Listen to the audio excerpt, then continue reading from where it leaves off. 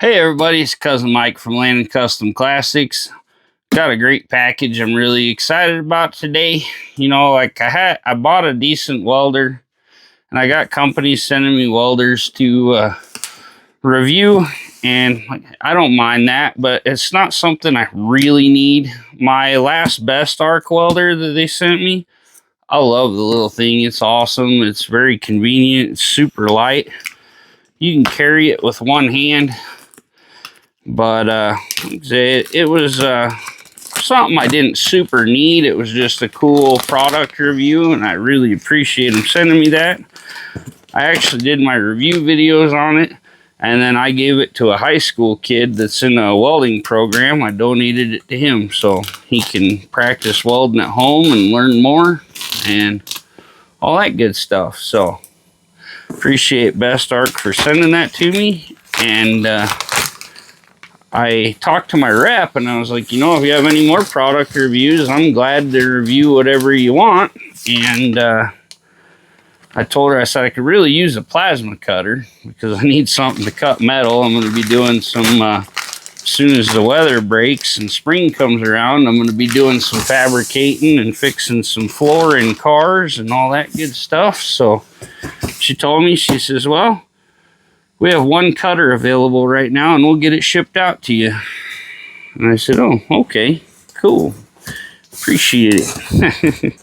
And said it'd be here Monday, but it came last night on Saturday night, so got here quick. Only thing I'm waiting on, I may do a little video if I can get my big compressor fired up this morning, but I ordered an air dryer. Just so we got an extra air dryer in the line and we don't screw this up. And it's supposed to be here by Tuesday. So we're going to do an unboxing video, and then when Tuesday comes, we'll hook her up and get her going. We've got good padding in here. They pack stuff really well. Then you got a box on the side here. This is all your parts. And then you got your machine and even more tons of foam here. You've got one, they stuck the plug, they stick the plug right into the foam. Keeps it from getting bent around and messed up. But yeah, like I said, they pack stuff really well. It's a good time opening their stuff because it's packed so well. Got that stuck in there to where it stayed closed, but it was easy to open. Okay, well, here we go. Got a little plastic over the handle extra there. Get that off with my finger. Okay, here's our little screen here. Probably bring your camera down here. Show you a little better. Oh, here's our screen where our power connector hooks up for our positive. There's where your ground hooks up, where your other electrical connectors hook up, and then this one's where the air comes through the gun here. So nice looking machine, pretty cool. Get this off here so you can see the screen better. You got a little screen protector on there.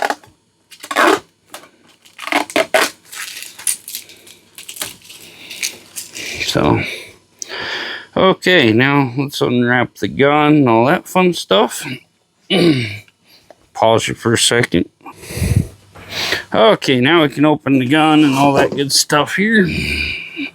I like to pause when I can so my videos don't run on too long. Kind of like them to be short and to the point.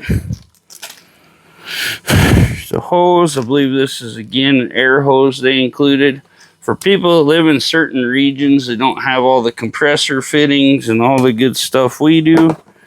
So they make it to where they can get stuff. Here's my consumables. Got a couple tips here and a couple little jet pieces or whatever here. Got some, comes with your Teflon tape.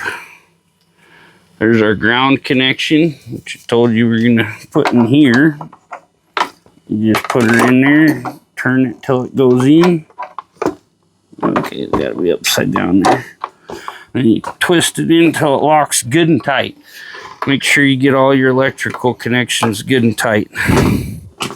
So let's look at the ground clamp here. Pretty good quality. It's got the copper strap that goes from both connectors. That way, no matter which side you got on the metal, you're always getting a good ground. Now here's your adapter that goes from your 220 to 110 volt.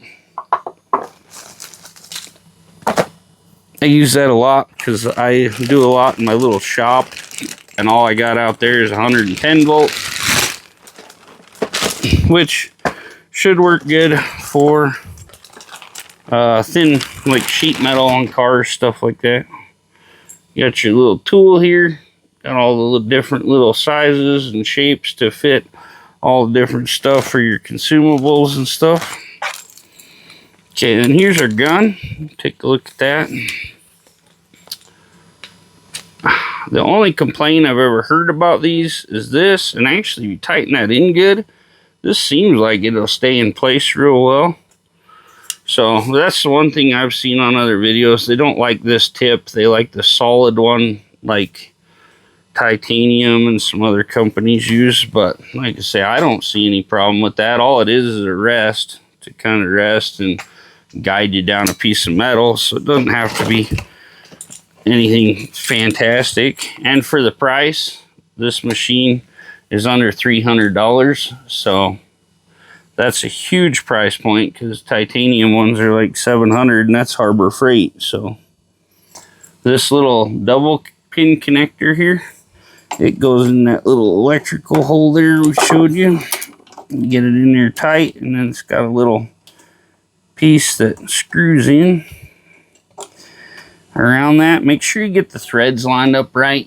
You just twist it until the threads catch. Kind of a pain with big fingers to get that on, because you're moving it just like a centimeter at a time. You got big old hands. Then the red one, you're gonna have to twist that all the way off, because this is a round connector, so that it doesn't come off. If you had one of the ones that just has like 2 forks, you can throw it right on there, but it also can fall out. You don't want your connections to fall off while you're in the middle of cutting metal. Okay, make sure you get it good and tight on there.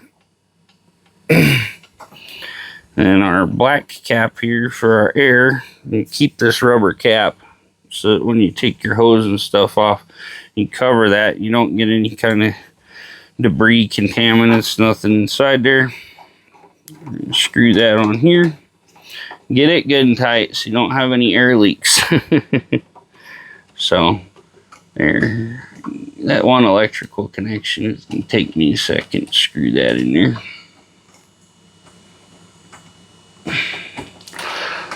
And when you got big hands, you could use a pair of needle nose pliers. Get this job done a lot faster, but I'm in my house, so my needle noses are out in my shop. Got that good and tight. It just takes a second. Okay, now this one with the red ring on it, you pull that out, and this adjusts your air pressure. You want to turn your regulator down. I think the highest you use for this is 70 psi. So you probably want to turn your regulator down to 70, 75, somewhere right there. Probably 75, just to make sure you get a good 70. And then you can turn it up to 70 on this, or down to like 30 or whatever when you're cutting your sheet metal. And when you get it set, you just pop it back in. So that's it for the unboxing. We'll get everything set up. I'm going to try to get my good compressor set up. I need to run wiring to it, or I'm going to have to use my big 220 extension cord to run into the house, as we have it in my dad's house to keep it out of the weather. I got a great big like $3,000 air compressor.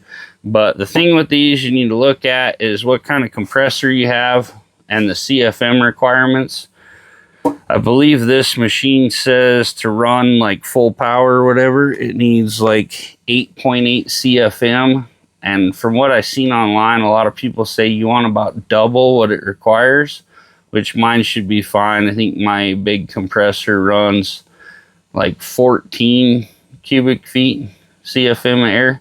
And my little one, though, only runs like 5.6. So the one thing you got to do if you're using this on a smaller compressor, you're just going to do like shorter cuts. You might want to have somebody watch that and be like, okay, hey, you're getting close to the 50 or whatever you're using. So if you're cutting at 50 PSI, have somebody tell you like, hey, this compressor's getting down to like 60, 70. You might want to stop for a minute, you know? So just cut a little and then wait for your compressor to turn back off. Cut some, whatever, just see how it works. You can get by like that, but it's recommended to have a good big shop compressor. But like I say, they cost anywhere from $1,500 to $3,000-$4,000 or better. And you can get a smaller compressor, or you can buy a used one for around $500 or so on like Marketplace. So make sure you got a compressor that'll handle the job. Okay, everybody, we got the new plasma cutter set up out here. I end up running cords around my dad's house, everything. So I have a great big like $3,000 air compressor back here. We haven't used it since we got it put in, so we didn't even have power in. So I got an adapter off Amazon to plug our cord into the type of 220 outlet my dad has. And we got our brand new Husky air hose plugged into the thing here. I did build a regulator to put in the line so that we could knock it down to 80 PSI, because I didn't want to try running 225 PSI to this. So there you go. We're at 15 amps. Now on top here, there's a big table. We're running 220 volt. We're going to go down to 5/16. Might even just use the 1/2 inch settings. It'll cut faster. So we're going to go air pressure 60 to 70. Cutting speed 6.54. I don't see cutting speed. Okay. So on plate right now. Okay, so we're going to change our amps to 45.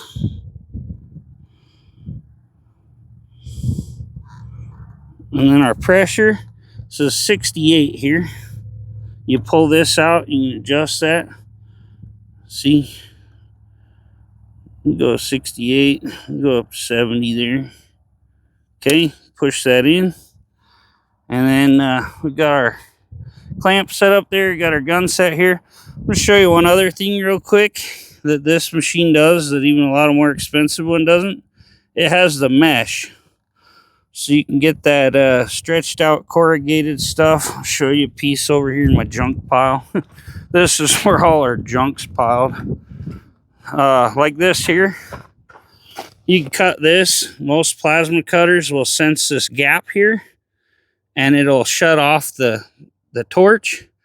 And this one, you can set it for mesh and it'll do that. So I'm going to get set up here. We may even cut a piece of this real quick, and we'll go through how to cut this. Okay, you guys. So we're going to cut a piece of this off, and I'm going to show you how to use these and the tip piece on here to cut a nice straight line. All I got right now is my welding helmet for protection. So we're going to use that just so we don't get anything in our face, and so it's not too bright. So we're going to cut a good little piece off here.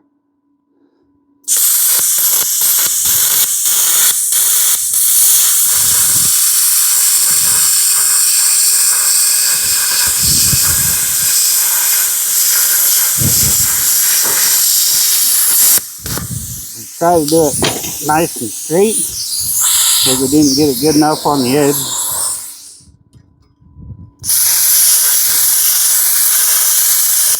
Where we were starting there, it didn't get it good enough. You might see you're going to tighten this up a little.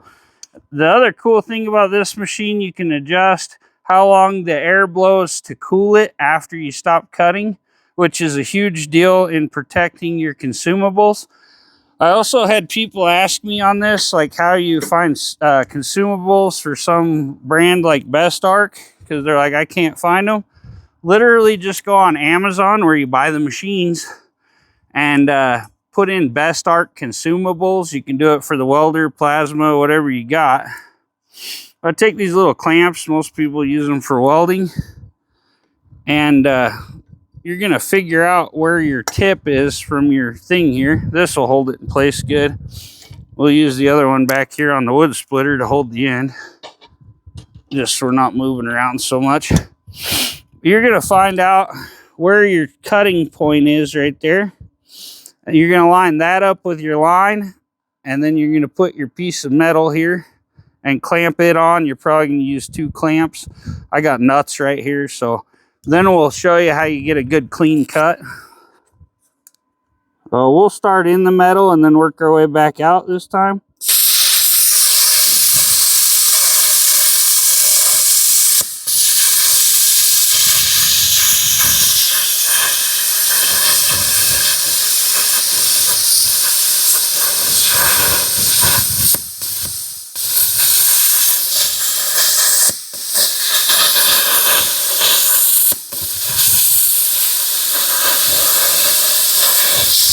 There we go. Missed the spot there somewhere.